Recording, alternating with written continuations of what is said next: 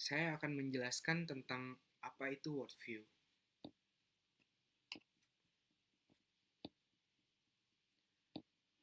Worldview itu merupakan pandangan akan dunia dan kehidupan yang kita gunakan untuk memandang dunia. Dasar ini kita gunakan sebagaimana untuk memandang kehidupan, yaitu penafsiran kita akan alam semesta ini dan seperti apa orientasi kita terhadap kenyataannya. Dapat dijadikan dasar kita untuk memahami segala sesuatu juga, karena segala sesuatu sendiri dapat kita nilai dengan cara pandang yang berbeda-beda. Nah, cara pandang kita akan segala sesuatu juga didasarkan oleh background yang berbeda-beda, sehingga setiap sudut pandang dari worldview ini pun dapat berbeda-beda. Sebagai contoh, kita mengambil topik permasalahan ini yaitu pergaulan bebas. Dari sudut pandang kami sebagai orang Kristen, pergaulan bebas adalah suatu perilaku yang tidak terpuji karena dapat menjatuhkan manusia ke dalam dosa. Tetapi mungkin bagi orang yang mempunyai latar belakang yang berbeda, mungkin mereka akan beranggapan bahwa pergaulan bebas adalah suatu perilaku yang lumrah.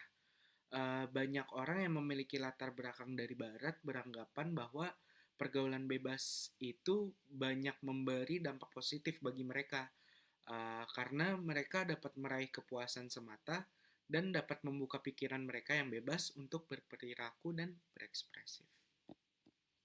Saya akan menjelaskan tentang doktrin manusia. Doktrin manusia yang pada saat ini saya mengambil dua doktrin manusia, yaitu yang pertama fall dan yang kedua pandangan menurut John Calvin. Yang pertama pada bagian fall atau kejatuhan dalam imago Dei, Alkitab menjelaskan bahwa banyak manusia yang terjatuh dalam dosa, seperti melanggar perintah Allah, tidak menaati Allah, melakukan hal keji kepada sesama manusia. Hal tersebut membuat Allah marah karena tindakan yang dilakukan oleh manusia yang menurut Allah tidak sesuai dengan apa yang dikehendakinya.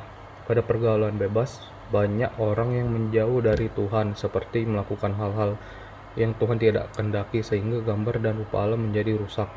Yang kedua, pemahaman menurut John Calvin. Menurut John Calvin melihat bahwa gambar dan rupa Allah di dalam diri manusia bukanlah dua hal yang terpisah, melainkan satu kesatuan yang utuh. Ketika manusia jatuh ke dalam dosa, rupa Allah dalam diri manusia tidaklah hilang, melainkan rusak. Terdapat pada pergaulan bebas yang dimana orang yang terpengaruh oleh pergaulan bebas akan menjauhi Tuhan dan akan melakukan kehendak yang Tuhan tidak kehendaki, sehingga rupa Allah dalam diri manusia tersebut tidak hilang tetapi mengalami kerusakan.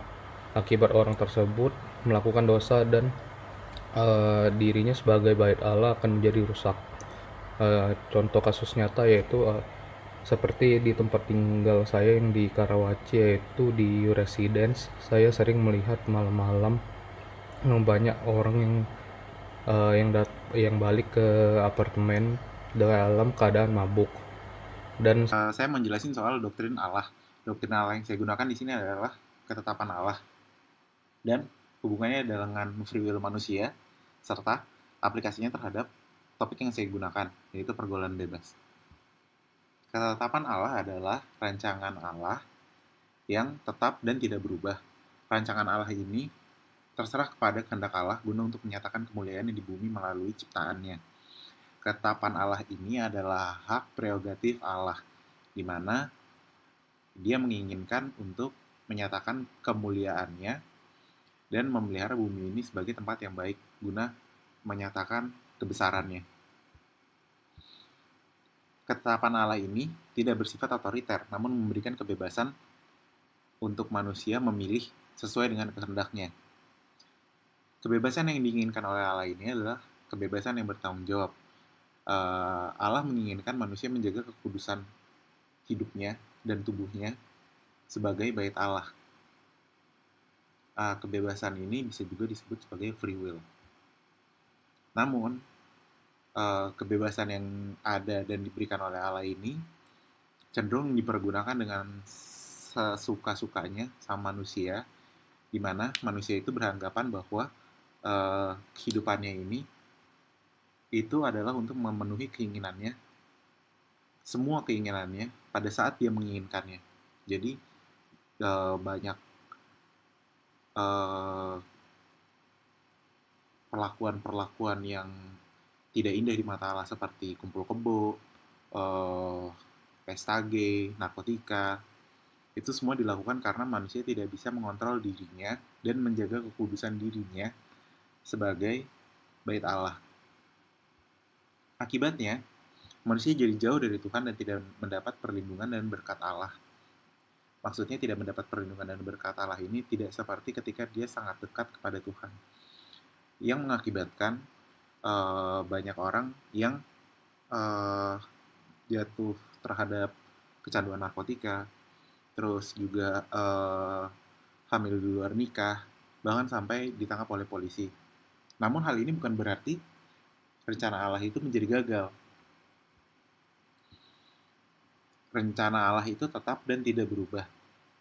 Jadi kejatuhan manusia ini juga merupakan rencana Allah, di mana kejatuhan ini membuat manusia dapat mengapresiasi berkat Allah dengan sebaik-baiknya dan dengan sepenuh-penuhnya. Seperti kita harus tahu gelap agar kita dapat mengapresiasi terang dan memahami terang dengan sepenuh-penuhnya. Sekian.